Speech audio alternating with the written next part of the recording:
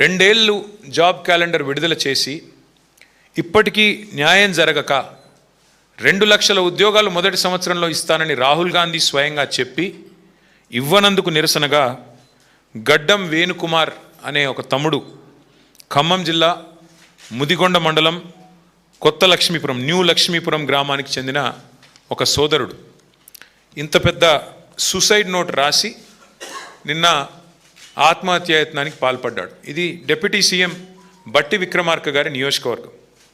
ఆ తమ్ముడు ఎంత స్పష్టంగా రాసినాడంటే ఈ లెటర్లో, జాబ్ క్యాలెండర్ ఇస్తాము అని మేనిఫెస్టోలో చెప్పడంతో నిరుద్యోగులమంతా కాంగ్రెస్ను గెలిపించాము.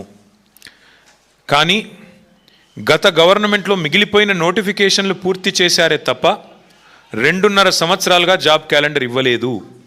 జాబ్ క్యాలెండర్ ద్వారా ప్రతి సంవత్సరం నోటిఫికేషన్ విడుదలైతే నిరుద్యోగులకు ఈ దుస్థితి వచ్చేది కాదు అని చెబుతూ, మా మధిర నియోజకవర్గం పరిస్థితి చెప్తున్నాను, డిప్యూటీ సీఎం గారు జోక్యం చేసుకోవాలి అంటూ మొత్తం వివరంగా దాదాపు 2 పేజీల లెటర్.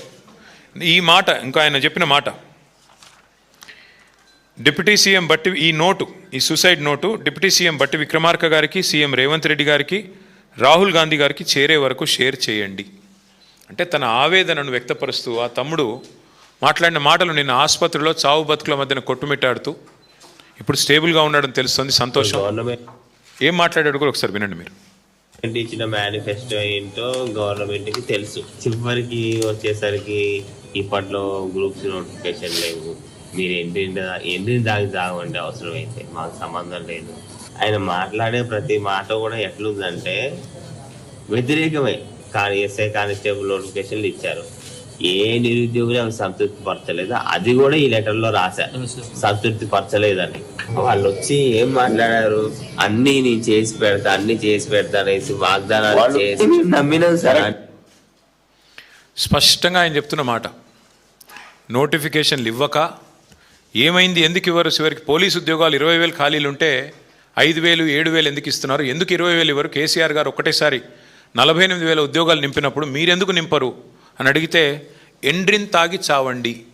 ఇది రాష్ట్ర ముఖ్యమంత్రి గారు యువతకిచ్చే సందేశం. మరి విన్న తర్వాత ఇలా ఆత్మహత్యల లాంటి పరిస్థితికి పాల్పడక మరి ఏం చేయాలి రాష్ట్రంలో యువత అని నేను అడుగుతా ఉన్నా ఈ ప్రభుత్వాన్ని. సుదర్శన్ రెడ్డి గారు నా దగ్గర కూడా వచ్చారు.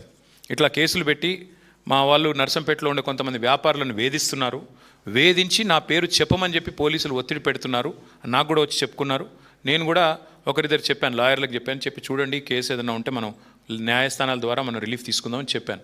సుదర్శన్ రెడ్డి గారు ఒత్తిడిలో ఉన్నమాట వాస్తవం, ప్రభుత్వం ఒత్తిడి చేసిన మాట వాస్తవం.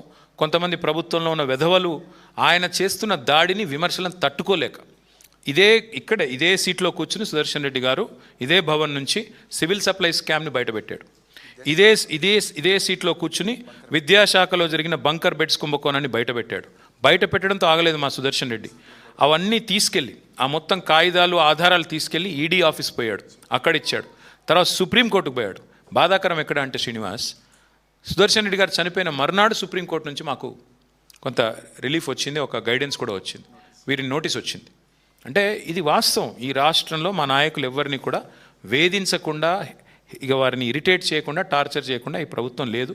సరే, సుదర్శన్ విషయంలో అన్ఫార్చునేట్, నిజంగా కూడా మా అందరం చూశారు కదా, మీరు ప్రజలు కూడా ఎట్లా వచ్చారు, ఏం జరిగింది మీరు కూడా చూశారు.